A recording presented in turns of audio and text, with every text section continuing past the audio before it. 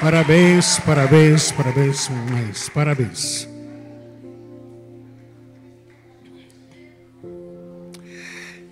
Também nós queremos glorificar o nome do Senhor pelo nosso jovem adolescente. Ontem fomos muito surpreendidos com o trabalho que eles fizeram aqui. Jovem adolescente foi demais. E Deus abençoe todos os nossos jovens adolescentes. Houve um mover de Deus.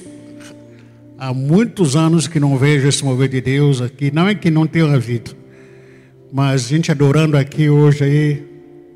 Lá de ontem, a gente foi tomado pelo Espírito Santo, adorando, se quebrantando, caído no chão. Puxa vida, que mover gostoso.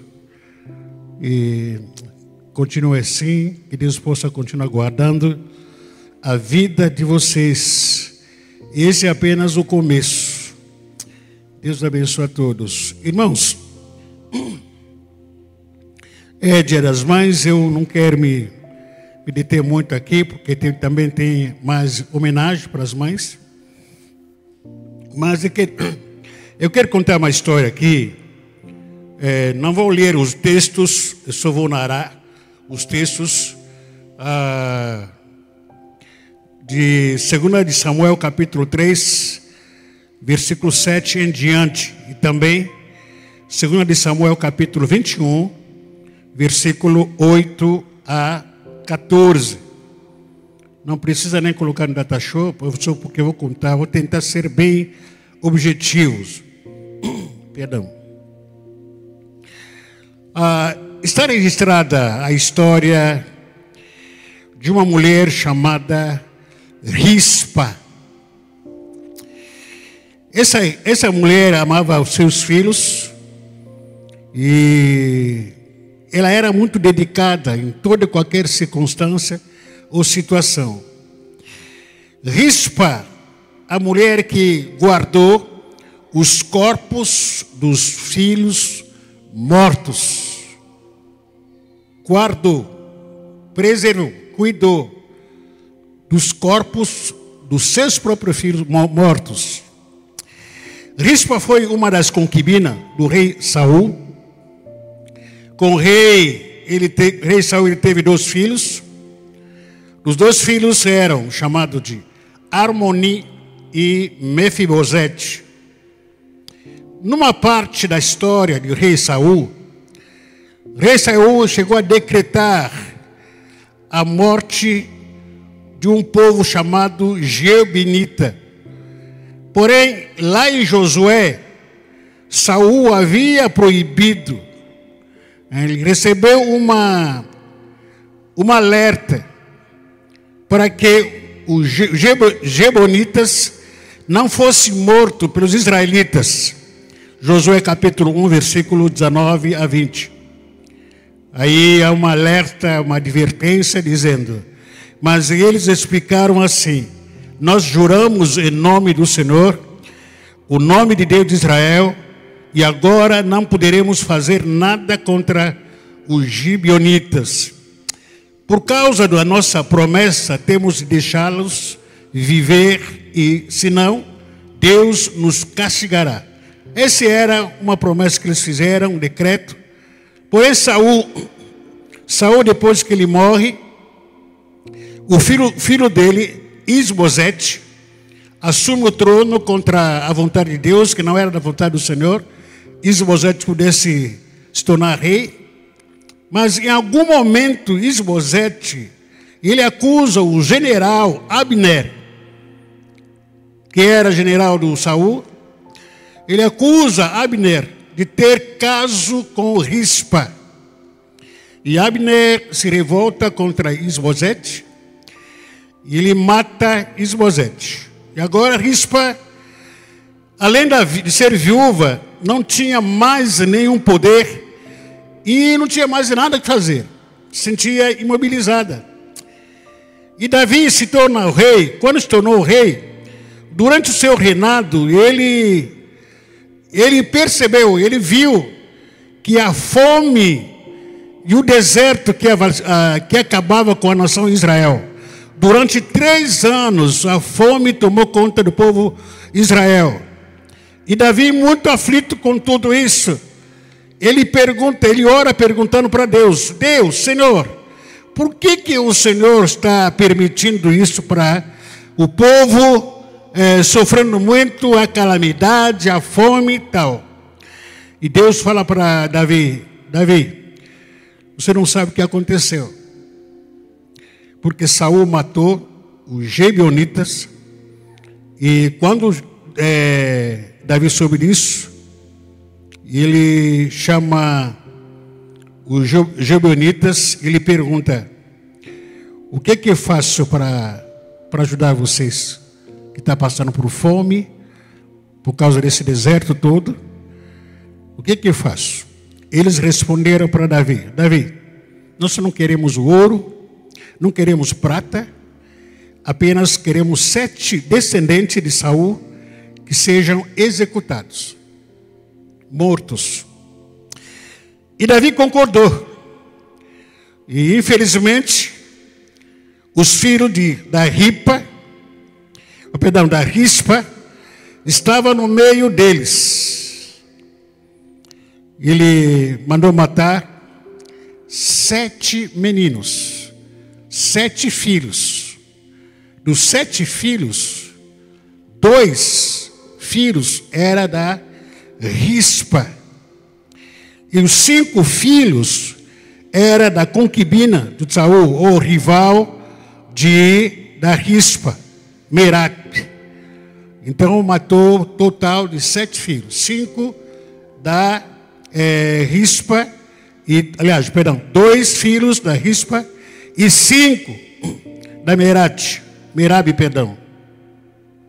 Depois de tudo isso que aconteceu, acontece que Rispa, ele faz algo inédito que chama a atenção de todo mundo. Ele pega os corpos dos seus 2 filhos. Olha uma cena como essa. Ele pega os 2 corpos do seu filho, mais os 5 corpos do filho da sua rival. Ele pega um pano, estende no chão, ele se assenta ao lado dos 7 corpos, se assenta em cima de uma rocha, de uma pedra. E ela estava ali sentada, vigiando aqueles 7 corpos, que nenhum animal pudesse se aproximar, nenhum pássaro pudesse se aproximar, ninguém pudesse se aproximar perto daqueles 7 corpos.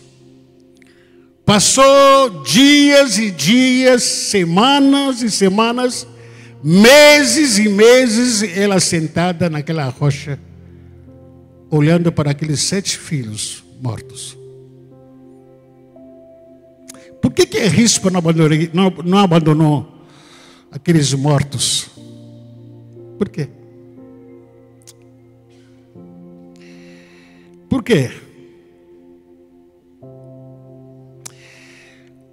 A gente vai responder o porquê que não abandonou aqueles mortos. Mas, quando Davi soube o que havia acontecido, os filhos que havia sido morto, e a Rispa guardava aqueles corpos, ele ordenou aos seus soldados que pegasse aqueles corpos, que fosse sepultado com honra. E os soldados fizeram isso. Levaram os 7 corpos para a sepultura. Por que a Rispa não abandonou os corpos dos seus filhos? Por quê? Rispa nos dá exemplos de uma mãe que não deixou de ser mãe, mesmo em meio à dificuldade. Rispa nos dá o modelo de uma mãe persistente. E ela viu os seus filhos mortos. Não é porque meu filho está morto, eu não sou mãe. Mesmo que meus filhos sendo mortos, eu sou mãe deles. Mesmo que meu filho esteja nas drogas, esteja no mundo, mesmo que esteja no meio de coisas ruins, eu sou quem? Sou mãe. Não existe ex-mãe ou ex-pai, mas em faz hoje Dia das Mães. Não existe. Ah, porque meu filho está morto. Não sou mais mãe? Não, eu sou mãe. Cadê os filhos? Estão aqui. Está morto. Se Deus quiser, Ele pode ressuscitar os meus filhos. Sim ou não? Sim ou não? Isso para não perder a fé. Nós abandonamos nossos filhos, a nossa família, muitas vezes, porque o filho está nas drogas. Porque no filho não é aquilo que a gente espera. Porque o filho está cabeçudo, está rebelde, está revoltado. Porque o filho fica pensando coisas que a gente não admite. Muito rebeldia, muito pancadão, como diz o mundo por aí. Então não é mais o meu filho. Não. Mesmo que seja morto, é o meu filho. Esse é o grande desafio que nós temos vivido hoje em dia. Como pai, principalmente as mães, sabem o que é trazer, gerar uma alma viva, que é filho. As mães sofrem muito, porque a mãe olha para o filho, para a filha, não está igual o que nós esperávamos. Não é esse o filho que eu pedi para Deus. Não é essa a filha que eu pedi para Deus. Mas mesmo a meio dessas circunstâncias, a rispa não abriu mão dos seus filhos. Você está aí? Que exemplo de uma mãe. Não abandona seu filho, porque está nas drogas. Não larga o seu filho, porque não está andando mais contigo. Não abandona seu filho porque saiu de casa. Esse é filho. Por aí que ele anda, por aí, mesmo andando com grupos errados por aí, pergunta para ele que você, quem é o seu pai, quem é a sua mãe? Ele que é Flávia, a minha mãe. Quem é o seu pai, quem é a sua mãe? Que é a Carmen. Mesmo estando aí na vida errada, ele é o seu filho. Ter filhos mortos nas drogas, filho no mundo, filhos no problemático, não quer dizer que você não é mãe, você é mãe em qualquer circunstância. Em segundo lugar, a história da rispa nos mostra que somente Deus vê as dores que ninguém mais vê. A rispa estava ali ao lado dos corpos. Quantos corpos eram? 7. Que mulher guerreira. Noites e dias, e noites e dias, semanas e meses, e ela sentada ali, numa rocha. Imagina aquele momento que os corpos dos 7 filhos entraram no estado de decomposição, apodrecendo. E ela ali. Com que alma? E ela ali chorando por dentro. Talvez chorando um choro que ninguém poderia ver naquele momento. É só ela com Deus. Fico imaginando quantas dúvidas, quantas perguntas que ela não fez. O Senhor me deu filhos, mas estão tudo mortos aqui.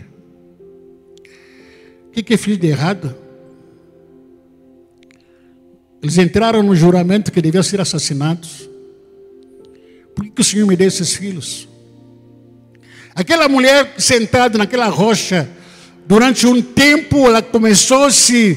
Imagina surgindo dúvidas, perguntas dentro dela. Vem o cansaço, porque quando você perde um filho, você tem familiares e parentes, amigos com quem você pode conversar. É diferente. Mas ela não tinha ninguém com quem podia compartilhar a sua dor. Não tinha uma amiga com quem podia mandar mensagem do WhatsApp. Ora por mim porque estou aqui, estou demais. Perdi tudo que eu tinha. Não tinha uma família, sei lá, o marido dela não está presente naquele lugar.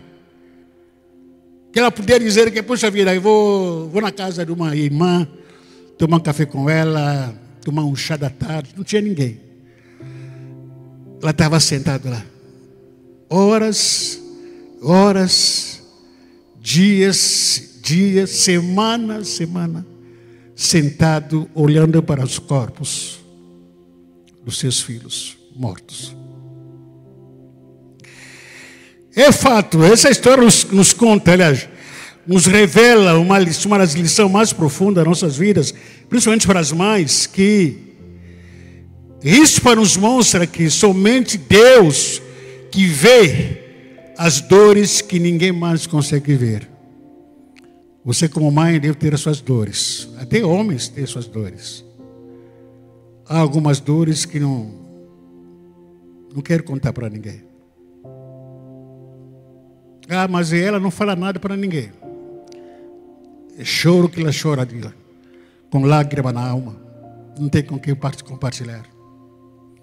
Mas mesmo tendo dores que ninguém consegue ver, humanamente falando, eu quero dizer para você que Deus tem visto as suas dores. Deus tem visto as suas dores. Existem dores que só Deus vê. E não adianta ficar compartilhando em redes sociais que eu estou sofrendo assim assado. É porque estou assim assado. Ah, vou pedir oração para os irmãos. Até nessa hora, um pedido de oração se torna uma fofoca. Ah, vou falar da minha família para aquela moça, aquele grupo. Eu sou um pouquinho receoso com esse tipo de compartilhamento. Eu não compartilho muito. Mas não tem ninguém com quem compartilhar. A sua dor, as suas dificuldades, sozinho, lutando e aguentando muitos. Tempo vai passando, não vê nada. Preocupado consigo mesmo, quem sabe se aparecer um homem aqui pode causar maldade para mim. Preocupado também ao mesmo tempo com os corpos que estavam ali, mesmo em estado de decomposição. E não posso cochilar aqui, não posso nem cochilar. Não vou deixar aqui ninguém se aproximar perto dos corpos dos meus filhos, até do meu rival. Não vou deixar isso. Que luta interior, que não poderia compartilhar com ninguém, nem falar com ninguém. É só ela, é por dentro dela que ela morria. Chorava, gritava, é por dentro, não tinha ninguém, não tinha parceiro naquele momento. Tão sofrido. Somente Deus vê as dores, as angústias, tristezas que ninguém mais vê. Aquilo que você reclama. Ah, ninguém está me ajudando. Ninguém sabe o que eu estou passando. Não se preocupa. Deus sabe. Não se preocupa. Deus está vendo. Rispa teve apenas 2 filhos. 2 mortos. E os outros eram da sua rival, que é Meraba, que completou o número de 7. 2 mais 5 dá quanto? O número 7 significa que um ciclo completo, um período de conclusão, ou concluído, perdão. O número 7 significa a suficiência de Deus, que Deus fez por completo na minha vida, na minha história. E não era com 2 filhos que Deus ia interferir na vida da Rispa. Não era com 3 filhos, apenas aqui simbolizando aqui o tamanho da angústia em que a Rispa se encontrava.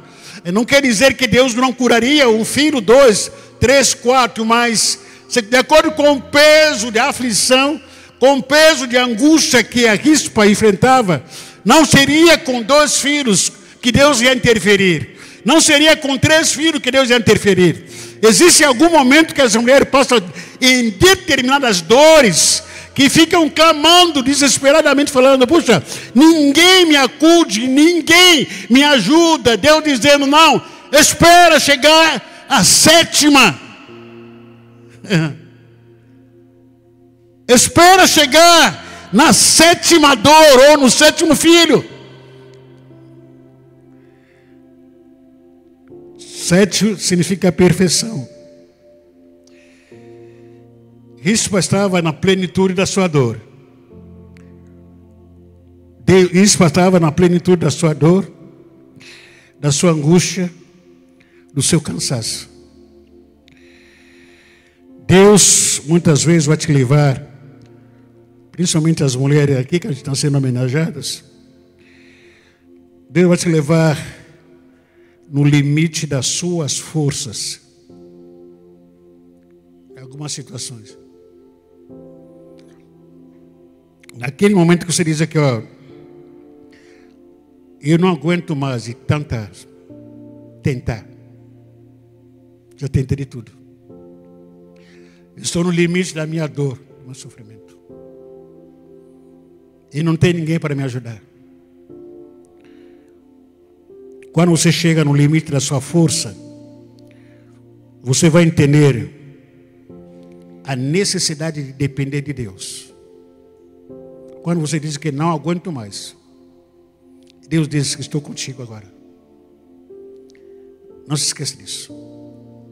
Estou com você. Mas chegando nos meus limites, Deus diz que não, eu estou contigo. Você não está sozinho. E Deus interfere nesse momento. Quando você pensa que chegou no limite, Deus age, Ele aparece e diz para você: Deus é o meu refúgio e fortaleza. Socorro bem presente. Em que momento? Nessa hora, Ele aparece. Na hora de angústia a gente quer abandonar tudo, quer largar. Não aguento mais, estou no limite. Não consigo. Vai conseguir, Deus dizendo, vai conseguir sim. Não aguento. Vai aguentar. Mas estou nos meus limites. Faça de Deus seu refúgio. Ele vai te fortalecer.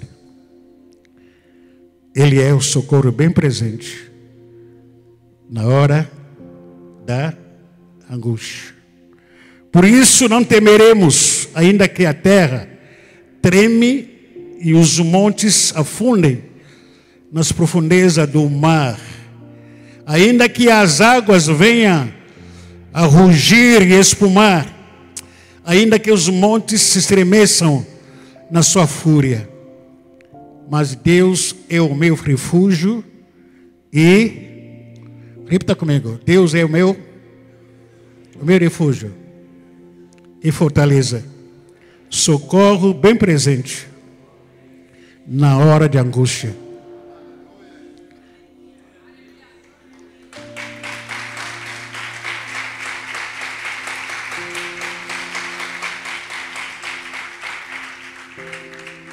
Não se desespere na hora que está sentindo que você está perdendo a luta. A luta não é sua, é do Senhor. Tenta imaginar aquela mulher sentada lá. Quantas coisas que não passou a cabeça dela. Vamos colocar em pé.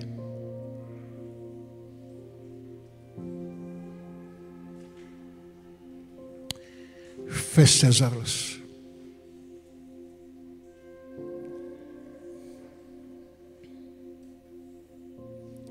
Feche seus olhos. Vamos orar.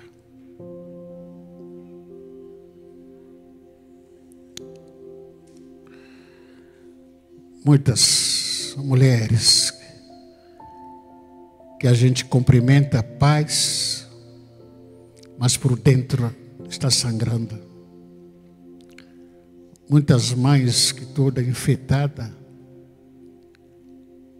de maquiagem, cabelo bem feitos, sorriso nos lábios, muitas vezes, aquele sorriso de tirar foto, mas por dentro sou ela que está passando, sou ela que sabe a dor que ela enfrenta, sou ela. Sou ela.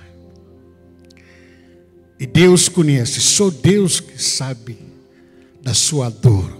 Mãe, mulher, homem, é só Deus. Há dores que você não consegue compartilhar com ninguém, porque não confia com ninguém. Não confia. Não quer também falar. Não querer falar, às vezes vai tomar cerveja, vai tomar cachaça. Ah, deixa me distrair um pouco. Quer se distrair em quê? Dor não passa na distração. Dor passa quando eu confio em Deus. A distração pode causar em você anestesia da dor, mas não é a cura. A cura da dor só vem quando eu entrego a minha vida para o Senhor. Só Deus que vê a dor que você está sentindo. Eu preparei essa palavra. Em primeiro lugar, eu fui tocado pela minha vida. Eu sou muito contido. Não sou muito de falar. Não sou. O Dia das Mães é um dia muito forte para mim, para muitas pessoas aqui. Minha mãe. Quanto queria que pudesse estar aqui, mas não está. Eu tenho que ser homem, filho, para levar a vida, para continuar com a vida. Não posso ficar parado no chão, ficar sentado, lamentando a mãe que morreu há muito tempo. A mãe que vivia na roça, na agricultura, plantando mandioca, plantando batata, plantando coisa de terra, para pagar a minha faculdade. Não deixar faltar nada em casa. E ela insistia todo dia para mim: Zuzi, estude. Estude. Não cansa de estudar. Sem pai, sozinha. Estuda. Ser um bom homem. Não se envolva com coisa errada. Não deixar faltar nada em casa. Com o meu crescimento, comecei a pensar: eu vou recompensar minha mãe quando eu crescer. No dia que eu tiver algum salário, algum bem, eu vou ter que dar para ela. Vou trazer ela aqui perto de mim morar com a gente. Esse dia não chegou. Quando eu recebi o telefone, minha mãe estava morta. Procurei o chão. Falei: e agora? O que faço? O que faço agora? São coisas que eu não tenho liberdade de ficar falando com compartilhamento muitas vezes. Esse é meu temperamento, sou um pouquinho contido. Sofre as dores que as pessoas não veem, que só Deus vê. Só Deus vê. Só Deus vê das dores que nós passamos. Esse Deus está aqui.